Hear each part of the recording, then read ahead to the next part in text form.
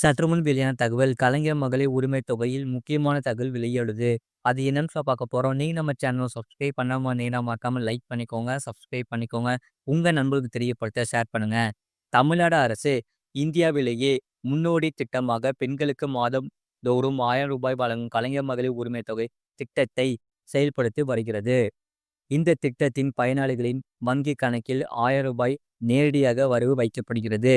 இந்த திட்டத்தில் இப்போது சுமார் 1.15 கோடி பெண்கள் பயனாளிகளாக இருக்கின்றன.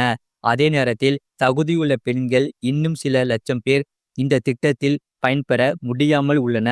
அவர்கள் இந்த திட்டத்தில் சேர வேண்டும் என நீண்ட நாட்களாக காத்திருக்கின்றனர். அவர்களுக்காக ஒரு குட் நியூஸ் ஒன்றை துணை முதலமைச்சர் உதயநிதி ஸ்டாலின் தெரிவித்துள்ளார். அந்த குட் நியூஸ் என்னவென்றால், கலைஞர் மகளிர் உரிமை தொகை திட்டம் இன்னும் 3 மாதங்களில் விரிவாக்கம் செய்யப்பட உள்ளதாக கூறியுள்ளார். அப்போது தகுதியுள்ள மகளிர் அனைவரும் இந்த திட்டத்தின் பயனாளிகளாக சேர்க்கப்படுவார்கள் என்றும் கூறியுள்ளார்.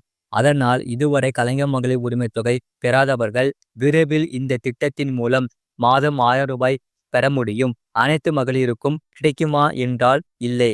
ரேஷன் கார்டு வைத்திருக்கும் பெண்களின் தகுதி வாய்ந்தவர்கள் மற்றும் அந்தந்த பகுதிகளில் இருக்கும் கிராம நிர்வாக அலுவலர் உள்ளிட்டோர் நேரில் ஆய்வு செய்து பயனாளிகளை தேர்வு செய்வார்கள்.